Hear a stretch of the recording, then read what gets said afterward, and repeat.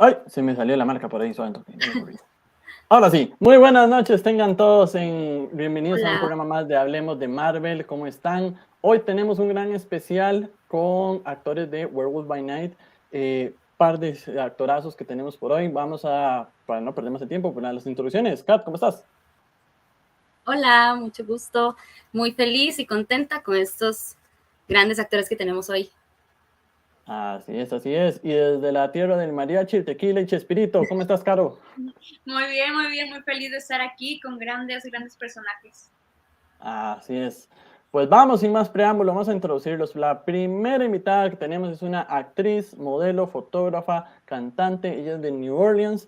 Ha trabajado en diferentes producciones como Frasier, Fight Club, The Hunger Games, The Conjuring, MacGyver, Star Trek y en Werewolf by Night ella hace a la cazadora Azarel. Así que un gran aplauso para Eugenie Bondurant. Woo! Good to see you. Hi, Eugenie, how are you doing? My day is great. Actually, if you see me looking off like this, it's because I have a 6-month-old kitten that's demanding my attention all the time. So there you go. This small distraction on the side. Nice. Doing great. Life is Awesome. Dice que si la ven un poquito ahí desarreglada es porque tiene un niño de 6 meses que entonces que está como loca, ¿verdad? Como con el chiquito, entonces anda para arriba y para abajo, entonces que por eso será. Y por otro lado, por acá tenemos a un escritor, director, actor, productor, ha hecho de todo. Entre sus trabajos más destacados tenemos a Los Muppets, por lo cual ganó un Emmy. Tenemos Mansión Foster para Amigos Imaginarios, Dinosaurios, la serie de los años 90, Star Trek. Tuvo algunas apariciones por ahí en Spider-Man, Gremlin, trabajó para Star Wars Return of the Jedi y en Werewolf by Night hace del cazador Jovan. Así que un gran aplauso para Kirk Thatcher. Hola amigos. Hola. Hola. Hola. Awesome to have you here. How you doing, Kirk? Good. We our weather finally got nice here in Los Angeles, and now it feels like fall or autumn. So it's starting to be much more pleasant. Nice. So I'm good, thank you. Nice. Que ya el clima ya en Los Ángeles ya se calmó un poquito, ya se ve como otoño, que ya está más bonito para salir, entonces que está genial. Entonces, sin más preámbulos, empecemos. Carol, empecemos por vos. Sí, la más grande pregunta, ¿cómo fue recibir la llamada que iban a estar en el MCU? ¿Era algo que se esperaban antes? How was it like to receive the call that you were going to be in Marvel? Was it something that you were expected? Kirk, you went first? Oh, what? Ladies first. Oh, Kirk. Okay. No, I know what I was thankful, which was when I auditioned, said, I need to sign an NDA, but I didn't even know it was Marvel. I didn't know that.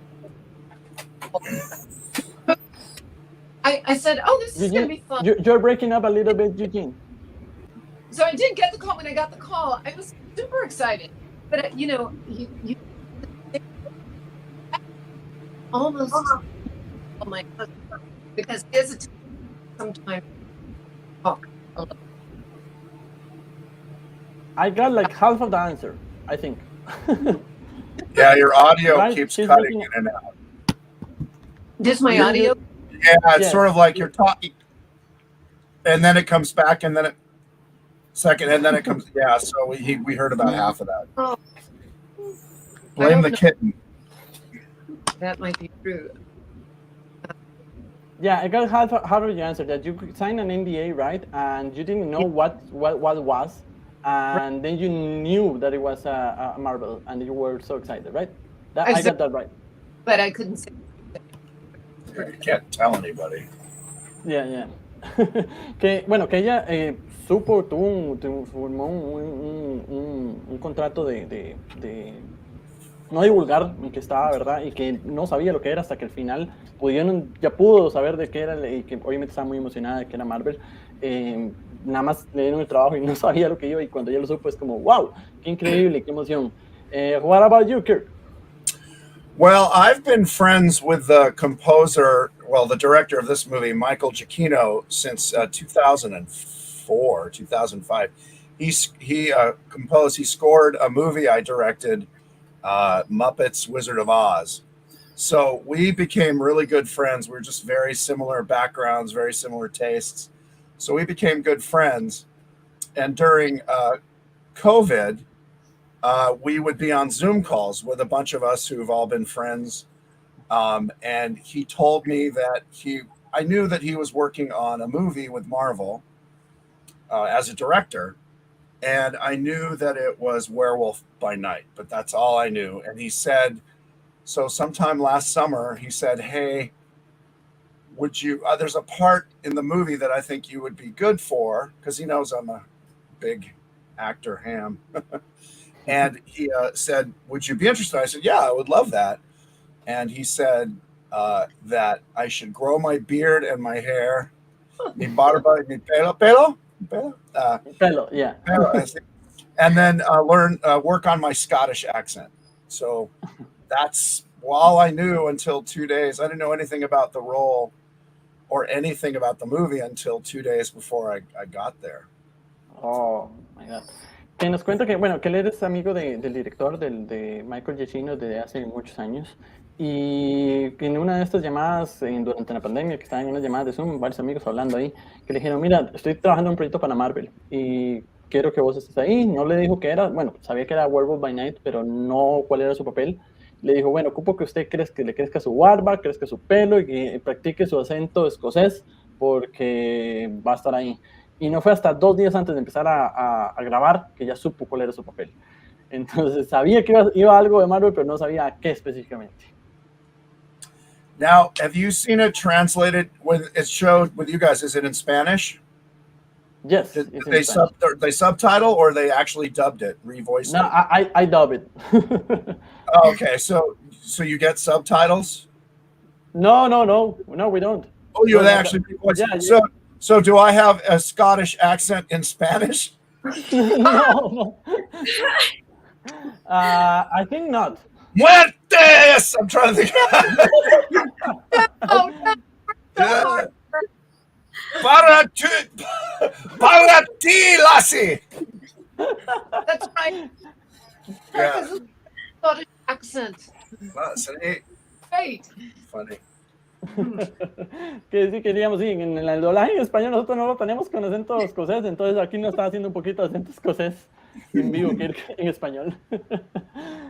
Kat, dale. Ok, ¿cómo fue la experiencia de grabar este especial, que es como una película corta o podríamos decir un episodio de serie más largo? How was the experience for you to be in this special that it was somewhere in between, like a short movie or a TV episode really long, right? So it was something in the middle. How was that experience for you? Eugenie? Well, you know, honestly, we didn't know how long it was going to be. Kirk may have known, but I didn't really understand it. All I knew was what we were filming, and I saw the script, and I got to read the script. I will say this, which does not answer your question.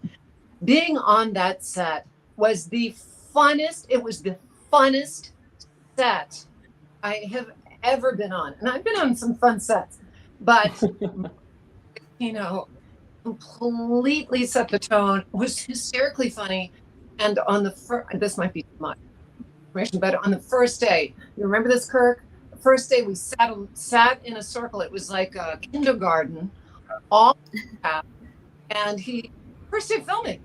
And he said, so tell me, what was your favorite, what was the first scary film you've ever seen?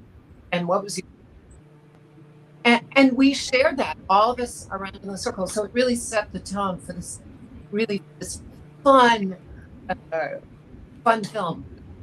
So Nos cuenta Eugenie que ellos no sabían en realidad lo que iban, no sabían si iba a ser algo largo o algo corto, que nada más sí sabían del tema, y que lo que sí nos puede decir es que ha sido como de los sets en los que ha estado filmando que más diversión ha tenido, donde más se ha divertido, y eso que estaban muchos que se han sido muy divertidos, y que por ejemplo el primer día de grabación los llamaron y dijeron, bueno, se sienten en círculo como si fuera un kinder, y les preguntaron a todos, ¿cuál es la película de terror que recuerden haber visto? Su primera película de terror que recuerden haber visto.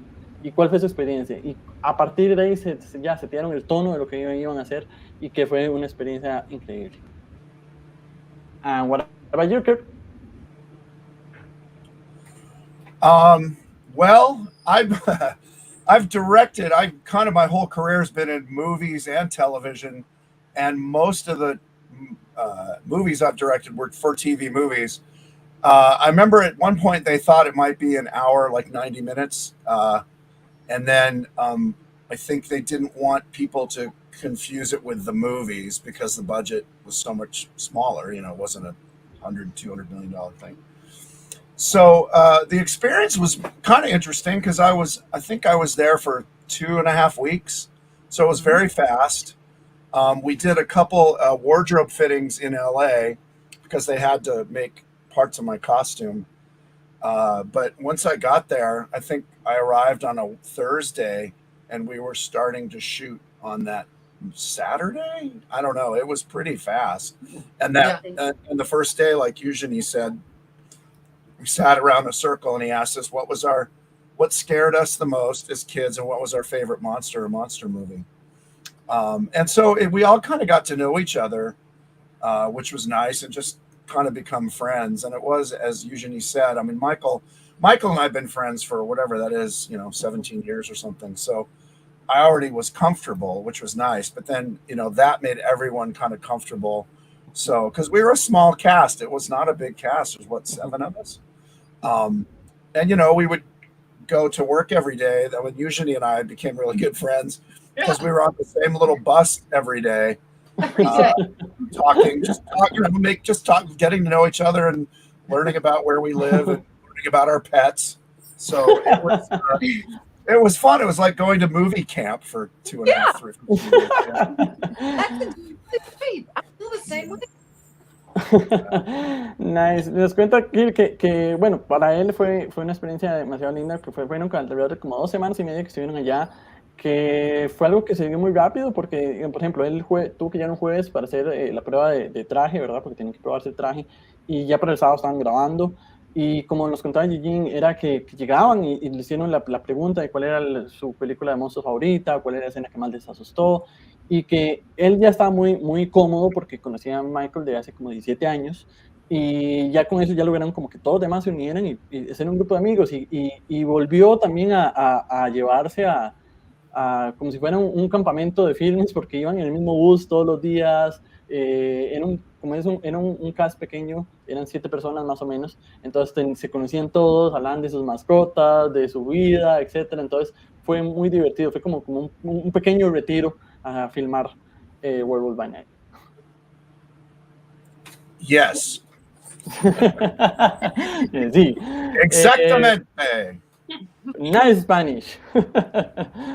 Dale, Caro.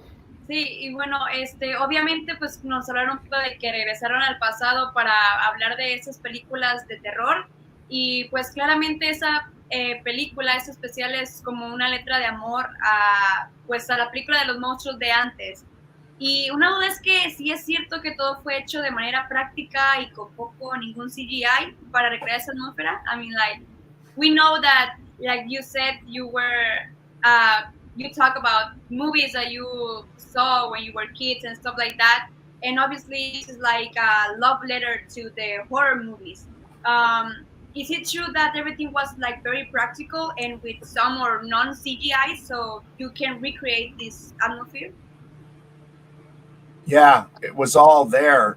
Even Man-Thing, they built a full upper body that I think we had one quick scene with, but the rest of it was a guy in a costume that was Man-Thing shaped, but it was gray with tracking marks on it, so you get all the real movement. And we were acting like when I'm killed, spoiler alert, there was a real hand, like the Man-Thing's hand was real and his arm, and so that came out, and then behind that was our stunt guy and actually the creature supervisor, Kerry Jones, in the suit. So we had to, he had to be able to see me to put the hand on my head.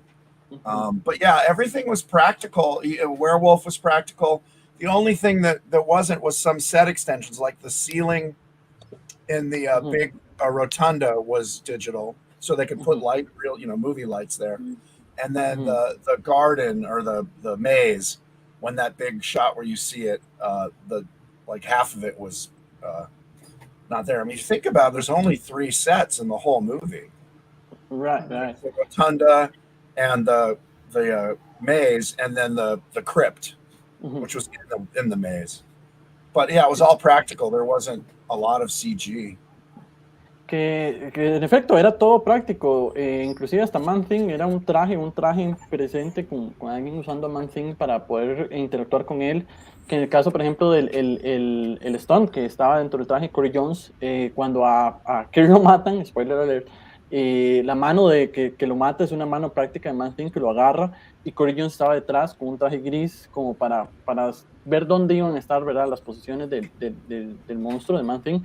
Y todo era práctico. Eran muy pocas cosas que fueron hechas con CGI, que eran más que todo como extensiones del set, como las partes más altas, donde iban las luces del set, eso se cubría con CGI, o como cuando se hace la toma larga esta que estamos viendo precisamente del laberinto, eran partes con CGI, pero que los sets en general, que eran como esto, la rotonda que estamos viendo ahora en pantalla, la cripta y el laberinto, eran todos prácticos, y que todo fue hecho de manera práctica para poder dar también esa atmósfera de la que estábamos hablando.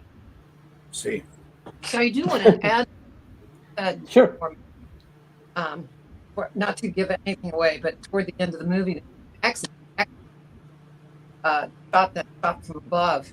I'm lying on the ground in an entire costume, and he's walking through the set, exit through the back door.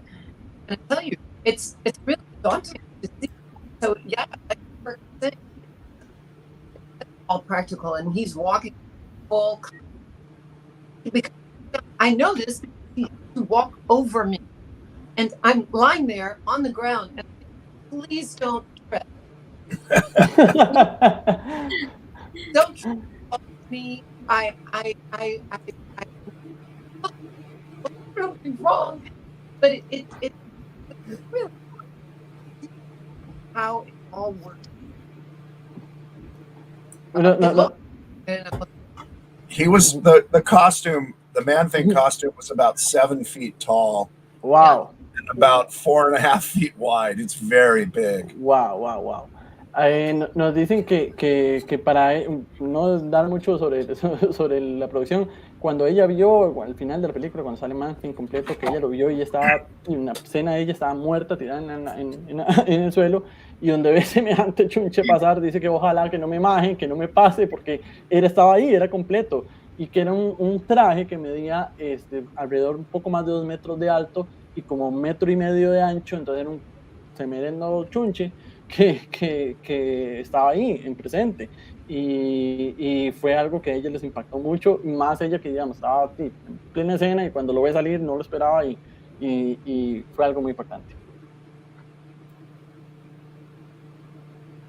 Ahora vamos con, antes de seguir con las preguntas, teníamos una actividad que queríamos hacerle. Espérate, que vamos a ver si les puedo hacer. Before we continue with the questions, we have a little activity that we wanted to do with you. So let me see if I can share it. I have it here. Here. Okay, are you seeing it? Sí. Okay. Yes. This is a true or false. Okay, one for each one of you. So, Kirk interpretó un punk callejero en Spider-Man Homecoming. You did a street punk in Spider-Man Homecoming. True or false?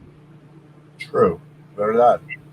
True, right? How was that experience? Es verdad. It was great. I met Kevin Feige with Michael around 2012. And he walked up to me. Michael said, "Oh, this is Kirk Thatcher." And Kevin walked up to me and said, "Not Kirk Wait," he said, "The Kirk Thatcher?" And I laughed. I thought he was joking. And he said, "Wait, the punk on the bus on Star Trek 4 who was also the associate producer and wrote the song I Hate You?" I'm like, "Yeah." He said, "Swear to God." He said, "You're the reason I got into the film business." I'm like, "What?" So I'm looking at Michael thinking he's pranking me. because I knew that he and Kevin were friends. And he said, no, I saw that movie when I was 15, and I saw that you were, the punk, and you were a associate producer, and you wrote and sang in the song. And he said, I want to do that. I want to be a producer if that's what you get to do. And he was being honest. And so we've been friends ever since. So I was working on a pitch for Marvel probably 7 years ago. And I was having a meeting with him and a couple of the executives. And I was sitting in the meeting, and Kevin was running late because he was going to New York that night. It was a Wednesday. He was flying to New York, and he'd gotten a flat tire, so he was late for the meeting.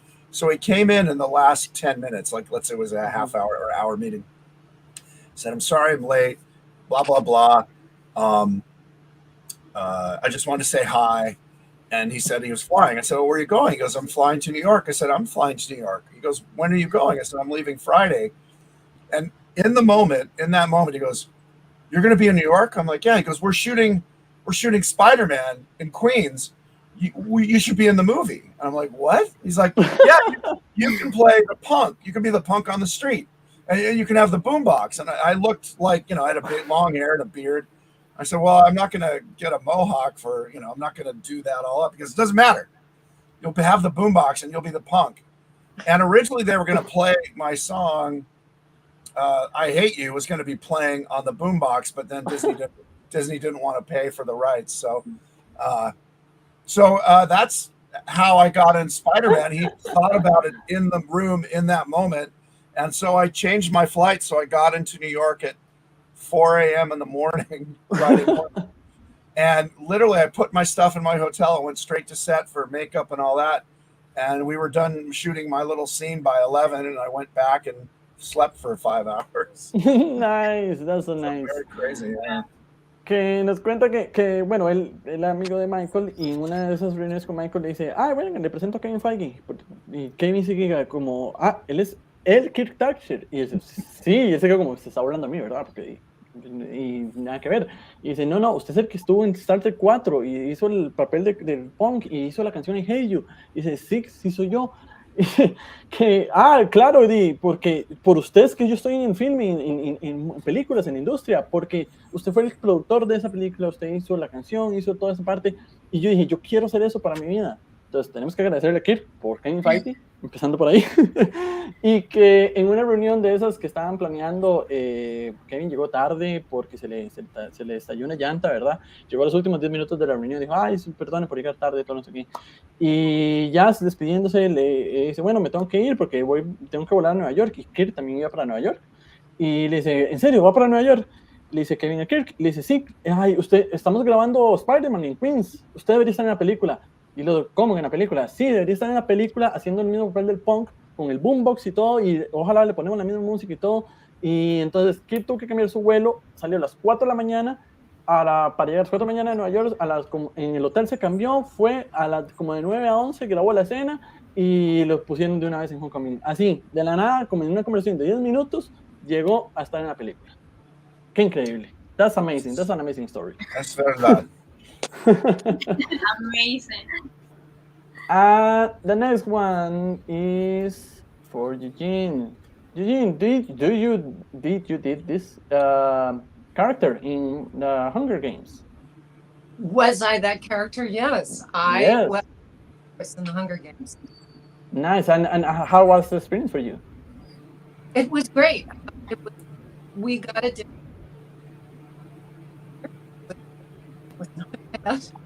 Compared to what I started with, more like 8 hours here to try to get that look.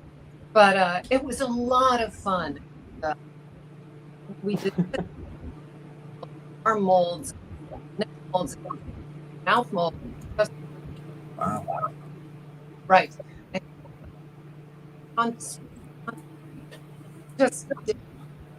was really fun working with Jennifer Lawrence. Fun. She's the funniest woman. She would crack these jokes on set and like do punks on the director at the show, right? You know, in the middle of setting up a scene. look and I think, oh my gosh, wait, we're about to see, director's about to say action, you know, arm, one of the, yeah. Wow. Wow. Yeah. Nos cuenta que ella duró, por ejemplo, que bueno, fue una experiencia increíble, que ponerse ese maquillaje y ese traje duraba alrededor de unas 8 horas, imagínense, para ponerse todo eso y ya estar en personaje, pero que la experiencia fue increíble, que Jennifer Lawrence es una actriz súper divertida, que pasaba haciendo chistes entre escenas y que, por ejemplo, entre una escena y otra, cuando estaban preparando la secuencia, bueno, hablando, bueno, la escena va a ser así, y ella nada más se volvió a verla a ella y como que, wow, qué increíble, cómo se ve, está súper genial y todo eso, entonces que fue muy emocionante también que Jennifer Lawrence es una actriz súper simpática y que hace demasiados chistes en escena y bueno, que la disfrutó mucho estar en los Juegos del Hambre. Excelente. Next one, Kirk. Did you work as an technical assistant for creatures in Phantom Menace? No, that is not true. That is false. Eso no es verdad. False. Which is the true story here? I worked on Return of the Jedi. Ah. Yeah. It was your first work, right? I got hired when I was 18. Yeah. And started working there with Phil Tippett, making all the creatures for Jabba's palace. That's so nice. Yeah. Esto es falso. La realidad es que trabajó en Regreso ya en el episodio 6. Fue su primer trabajo. Lo contrataron teniendo 18 años y trabajó haciendo las criaturas del Palacio de Jabba, para que vean. Tenemos todo. ¿Qué no ha hecho, Kirk? What haven't you done, Kirk? I mean... I don't do cop shows or medical shows. Que no hace shows de policías ni de dramas de hospitales. Sí. Now, when Eugene was doing a fashion show in Los Angeles, you were invited to do a small work in Star Trek? True or false? Oh, that's not how that worked. I was actually just very new to the business. I was on Star Trek. That was a long time ago.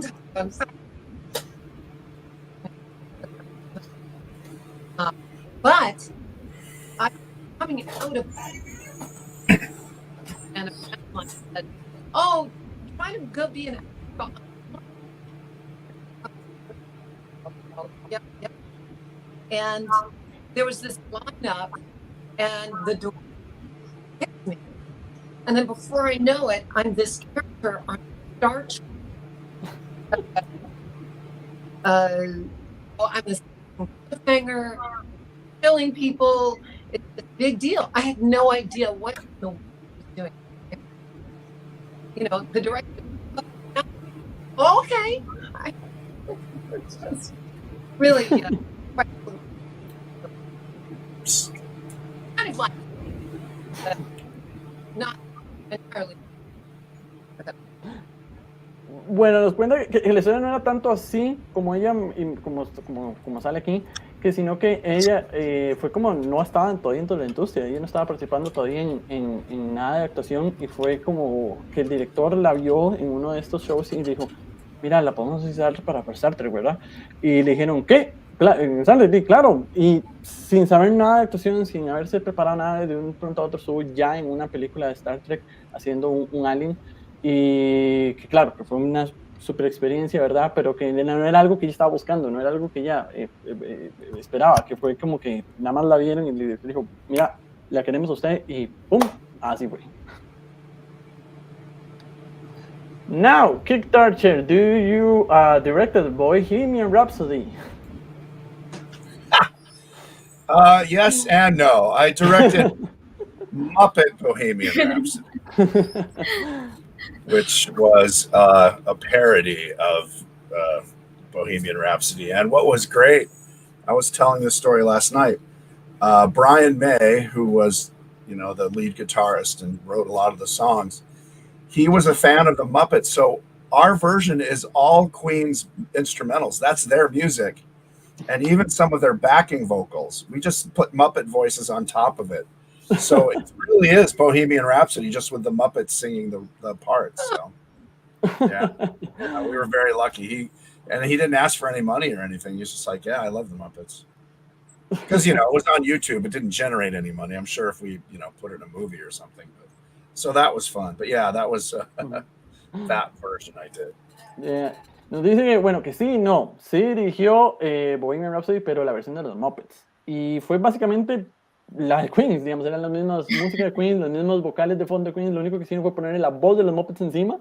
Y entonces pudieron manejar ahí, hacer ese show que fue muy, muy divertido.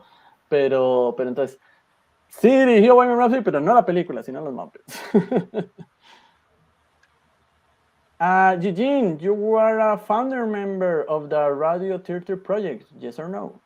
Yes, indeed, that is definitely true. I am one of the founding members of the Radio Theater Project, which is an ensemble of actors, and we're radio actors, and we do scripts. We perform September through May. And it is recorded and put on the World Wide Web. And so every month, once a month, we'll do these radio plays. It's quite fun. And we have Foley on the side that, you see, the door creaking. And so our Foley artist has an actual little miniature door that opens and creaks. And then when he pours water, he pours really high, like, so you can hear the sound effects. It is a blast to do. So yeah, I was one of the founding members of that organization, and I'm still a proud member of it. I've been working a lot, so I haven't been doing as much with it, but yeah, it's been great fun.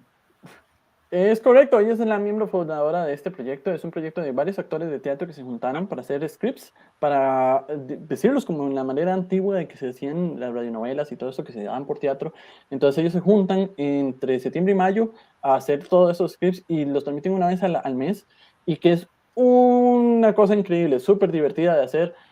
Hasta los efectos tienen que ser, por ejemplo, si suena una puerta de esas que craquean de antes, entonces hay una mini puerta que ellos suenan, que si sale agua chorreando, entonces hay alguien chorreando agua desde arriba para hacer los efectos. Entonces que es súper divertido, que ahorita como ha estado con tanto trabajo, no ha estado participando tanto con ellos, pero que cada vez que puede lo hace, y que es genial,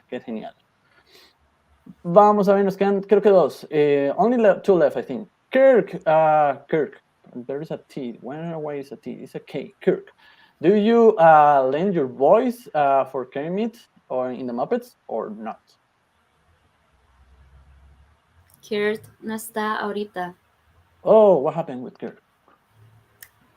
Well, I think he's back where he is. Oh, he's back. He's here. Whoop. Now he's here. Yeah. I don't know what happened. Suddenly you all went away, so I clicked back in. No, I never did Kermit's voice for anything. That's false. That is false. All right. So let me put it again because I lost it. Okay, that is false. But you did something for a little bit of the Muppets, right? Yeah. Well, I worked with Jim Henson the last 5 years he was alive. I started designing characters, puppets, for a show called the Jim Henson Hour. And so I would just work with Jim and come up with character ideas and then draw them, and then ideas for, bits and comedy pieces. And then he and I were working on the TV show Dinosaurs when he passed away. So I designed all the characters for Dinosaurs and helped come up with that show, and then wrote on it. And then for the Muppets, the first thing besides the Jim Henson Hour, where I worked designing Muppets, I started writing. I co-wrote Muppet Treasure Island, and a bunch of writing stuff in the 90s. And then in 2001, I started directing, and I directed. I wrote on The Muppets Tonight, which was a TV show in the late 90s. And then I started directing in 2001, and I've done 4 Muppet movies. Muppets Very Merry Muppet Christmas, Muppets Wizard of Oz, which is where I met Michael Giacchino, Muppets Letters to Santa, and then last year I did Muppets Haunted Mansion. I wrote and directed that. Nice. que claro, que ha hecho un montón de Muppets, no le ha dado la voz a la Rana René, pero sí ha hecho un montón de Muppets, empezó escribiendo Sí, Rana René. episodios para los Muppets. Luego de eso estuvo también ayudando a escribir episodios para la serie de dinosaurios. Pero después de eso, él ya logró pasar a ayudar a escribir, por ejemplo, Muppets, La Isla del Tesoro. Luego, en 2001, ya empezó a tener un poquito más de trabajo de dirección. Entonces hizo Muppets en la noche, Muppets Tonight, que es un show que se llama en tarde en la noche. Y ya era más también de escritura y escribiendo y dirigiendo, y también varias películas como la Navidad de los Muppets. Se me fueron el nombre de las otras películas de Muppets, pero ha dirigido 4 películas de los Muppets, y la más reciente fue hace un par de años, que la escribió y la dirigió. Y de hecho, Muppets también con Mago de Oz, que fue donde conoció a Michael Giacchino, y de ahí nació su amistad también. Entonces sí ha estado totalmente envuelto en el mundo de los Muppets. Next one, I think this is the last one for Eugene. Was your first work in the movie Fight Club? Yes or no? Was my first job on Fight Club? That my Yes, first, acting job. I was on Fight Club first.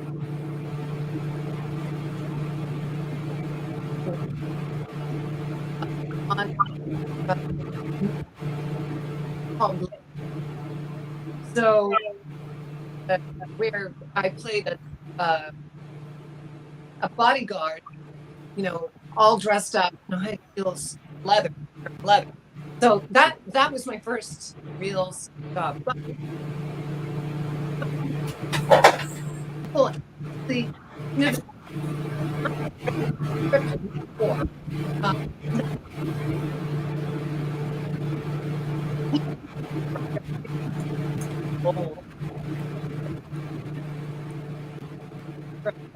and friend wrote it. So I read, wow, this is such a strong story.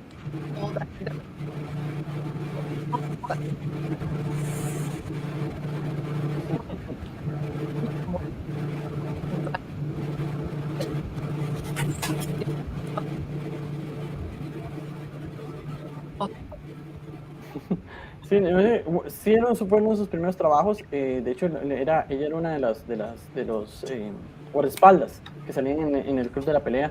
Fue uno de los primeros que hizo, y no conocía la extensión de lo que era el script hasta ese momento cuando se lo dieron y lo leyó, y yo como, wow, ¿qué es esta película?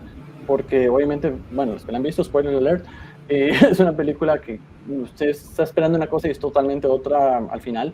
Entonces, que fue también uno de sus primeros trabajos en la industria.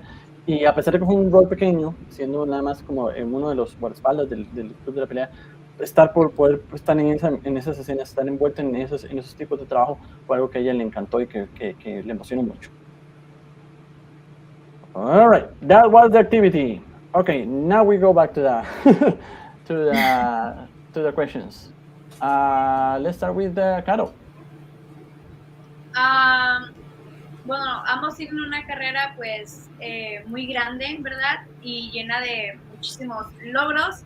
¿Hay algo que les falta por tachar en su lista? I mean, you have an amazing career, a lot of projects that I admire you both. Do you have something in your bucket list that you want to check or to do something different? Eugenie? Kirk?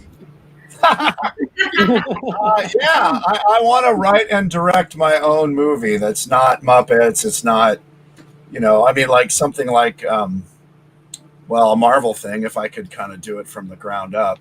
If not, I'm always coming up with stories and characters. So my dream would be to come up with the story and the characters and write and direct either a movie or a TV series. So that's my bucket list for my whole life. En el caso de Kirk, en el bucket list lo que tiene que hacer es poder dirigir y escribir una película desde cero, que no sean los Muppets, que sea algo que pueden ser tal vez en Marvel o tal vez algo diferente, algo que él pueda crear desde cero sin que haya nada previo y poder escribir y dirigirlo. Eso ha sido como su bucket list desde siempre y que tiene que tacharlo todavía. What about you, Eugene? Well, first of all, I have to say that is so admirable, Kirk. My bucket list is not that. I've directed small things, and I tell you what, yeah, okay, done. Oh my gosh, that was a lot of work. So admirable. Oh my gosh. And writing, look at writers and I think, wow, you're so talented. I mean, my husband is a writer and I think, how did that come out of your head? So yeah, if I could do that, that would be just marvelous. But I know so continuing to get stronger and stronger wolves. I love that. And honestly, people are asking about, well, what we're always playing these roles. Well, lately, you know, I've got actually 2 roles that are coming up that aren't villainous at all. They're actually normal people, and that's peculiar to me. I hope I play, well, but I love these roles. I love them coming in bigger roles. Like, I've never been before. Meeting part of the. I mean that was what was so special about the project. What Kirk for the people with work, it was very close, and we were always. So I hope my bucket list is the project where I'm always like. Yeah, that's a good one. Nice. Nos cuenta Eugenie, bueno, primero que la admiración total para Kirk por su bucket list, porque escribir y dirigir es algo que a ella le hubiera encantado, pero que no saben cómo hacen, que el esposo es escritor y que no saben de dónde le salen las ideas para escribir tanta cosa y cómo se les ocurre. Entonces es súper admirable el trabajo de Kirk. Y que en el caso de ella lo que más le gustaría es como tener seguir en la actuación en un rol como más fuerte, más protagónico, porque por ejemplo ahorita usualmente ha sido siempre como la villana en algunos roles más pequeños, y que poder hacer al principio, antes de no siempre sea villana, sino que sea como un personaje bueno, la heroína, entonces tal vez tener un rol más predominante, más protagónico, también no siempre encasillado en el mismo lugar, sino que también abarcando otras áreas, que ese sería como su bucket list que tiene por rellenar. Yes. That's exactly what she said. ¿Y Kat? Bueno, todos queremos saber en qué proyectos están trabajando actualmente y en dónde los podemos ver en un futuro. Okay. So time is gaining on us. So one of the last questions is, what projects are you working on right now, and where we can see you in the future? Eugenie? Okay, I've got a little called 100 Brains, and then after that, I have another project called Popular Theater. So look for the films; it's very exciting. One is 100 Brains.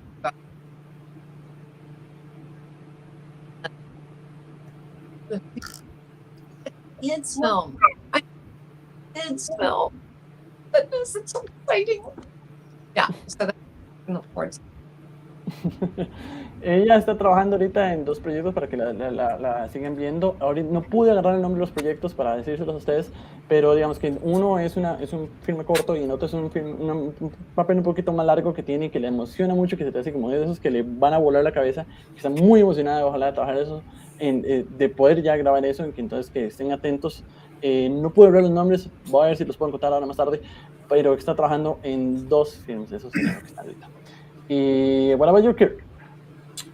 I've been directing. It's funny. Right after Werewolf, I came back to Los Angeles and started directing on an animated series, a CG computer-generated animated series. It's for Nickelodeon in the U.S. It's called Max and the Midnights. Nice. And the way I describe it, it's sort of Monty Python and the Holy Grail for 12-year-olds. It's an action comedy series. I'm doing 6 episodes. I just wrapped shooting, and shooting is, it's animating. So I'm directing storyboard artists and computer animators, and I'm halfway through. This week was my halfway point. I'll be finished sometime like in June of next year. But it's really fun. And then I did an episode. I wrote on an episode of Mystery Science Theater 3000 that comes out this Christmas. But I mean, you won't see me. It's just writing jokes. Those are the two things. I'm not forgetting anything. That I mean, this animation job is a full year of work, which is great. But I'm hoping that because of Werewolf and the acting, and people seem to like the character, to get some more acting gigs because I enjoy it. I said it's the easiest, hardest job in the world because Eugenie knows. They tell you, they dress you up, they put makeup on you, they tell you where to stand, they tell you where to look, they tell you what to say, but then after all that, you have to make it look like it was your idea. That's the hard part. The easy part is you just show up and they kind of, do everything. They drive you to the set, they feed you, they give you drinks, and then you walk out, and then suddenly, now make it look like that all came from you. So, I've been a director and in movies for years and done a little bit of acting, but it was fun. I like it. If the last third of my career is me standing in front of camera saying silly stuff, I'd be very happy. So, but for now, it's directing animation. Que bueno, después de apenas terminó Werewolf by Night, empezó a dirigir una serie para Nickelodeon, una serie animada con mucho CGI y todo eso que se llama Maxi and the Midnighters. Es una serie que es, como podrían describirla, como Monty Python y el Santo Grial, pero para niños de 12 años. Entonces, muchos chistes, mucha comedia. Que hace poco terminaron de grabar, por decirlo así, porque obviamente es animado, digamos, de dirigir la animación y todo esto, y que ahora viene la parte de postproducción que se va a durar hasta junio del otro año. Entonces es un trabajo de todo un año que esperen que la gente disfrute mucho, y que también escribió un capítulo para esta Science 3000, Ciencia 3000, Mystery Science 3000, que nada más ahí no lo vamos a ver, nada más escribió el capítulo. Pero que a él, ahora con esto que actuó en Werewolf by Night, le encantaría poder tener más trabajos de actuación, porque para él la actuación es el trabajo más fácil y difícil a la vez. Es el trabajo más fácil porque usted nada más se presenta, lo maquillan, le ponen el traje, lo llevan para arriba, lo llevan para abajo, le van en bus, le dan la comida, le dicen qué tiene que decir, le dan los frescos. Y lo más difícil es que usted después tiene que decirlo, pero como si fuera su idea, como que fuera de algo que viniera de usted. Entonces es la parte más difícil. Y Eugenie está de acuerdo con eso, de que le encantaría poder, digamos, si a él ahorita en adelante dijeran, bueno, sigue saliendo en cámara diciendo chistes y diciendo bromas, le encantaría dedicarse a eso. Entonces que ojalá haya más trabajos a futuro a nivel de actuación, pero que ahorita lo que está es dirigiendo esta serie para Nickelodeon. Y bueno, ya el tiempo nos va ganando, ya se nos va cerrando la hora. Time is getting up on us. It's almost the hour now. So before we go, we have a tradition. Well, you already speak Spanish. Whatever. So Yo hablo español como vaca alemana. So we have a tradition that here in Costa Rica we have a slang that is pura vida. Pura vida translated in English, pure life. That is the literal translation in English, pure life. What it means really is that something is good, something is nice, something is beautiful. So for example, if you're meeting someone, you say, hi, I'm pura vida, like I am fine, I'm good, I'm nice. Or, oh, that is pura vida, that is nice, that is good, right? So we ask you to say to our followers, pura vida Costa Rica. Eugenie? Oh, wait, so is it pura vida? Pura vida Costa Rica. Pura Rica. Yay! Woo, nice. And you're here with your perfect Spanish. Pura vida Costa Rica. Yay! Pura vida costarricenses. Nice, nice. And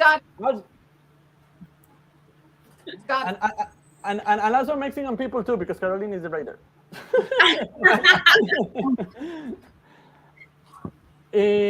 Bueno, para mí fue un honor de verdad haberlos tenido hoy. Ha sido un privilegio poder haber traducido sus respuestas. Son increíbles actores, increíbles en lo que hicieron. Aunque fue un papel muy cortito, se robaron el show. Así que de verdad, muchísimas gracias.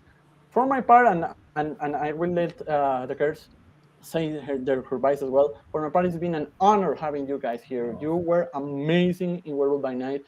Even if it was a small role, you steal the show in your small role. So thank you. It's an honor having you here. Thank you for accepting the invitation, and hope to see more of you guys. Thank you so much. Nice. Thank you. Thank you. Hasta luego. What about you, girls, Kat and Carolina? Oh, for me, it was such a pleasure. I mean, it's an honor to be talking to you. This is a very big privilege, and I mean, I'm a big fan of your work, and I mean, thank you for your time. All right, thank you. Yes, thank you very much, guys, for your time. I had a great time, and for me, it's a pleasure to meet you. Y gracias a los que nos ven y nos siguen, y espero verlos pronto. Gracias. Very nice. And also, if you have any vacation plans, you're welcome to Costa Rica. Sí. Me gustó mucho. Very much. anytime you have our contact. Anytime you want to come, let us know. Thank you. There was in Mexico too. And in Mexico as well, yeah.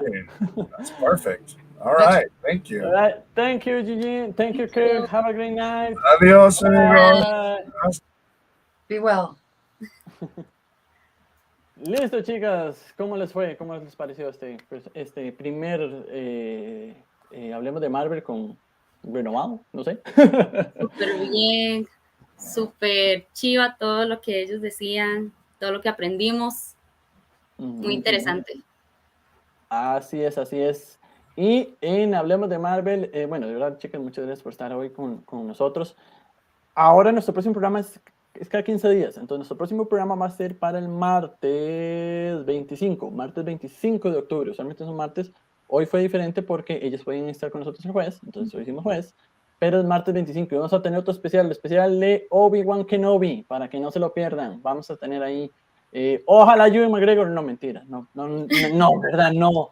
Quisiéramos, pero vamos a tener especial con gente que estuvo trabajando en la producción de Obi-Wan Kenobi, para que no se lo pierdan el martes 25. Y terminamos a tiempo, son las 9:02, así que, Caro, tu despedida. No, pues muchas gracias. Yo creo que ha sido una de las mejores entrevistas. Me reí muchísimo, me encantó. Unos tipazos, la verdad. Y pues muchas gracias también por invitarme. Siempre bienvenida, Caro. Kat. No, muchas gracias. Me sentí súper bien hoy. La pasé súper increíble y espero volver a estar acá y seguir con invitados súper chivas, ¿verdad?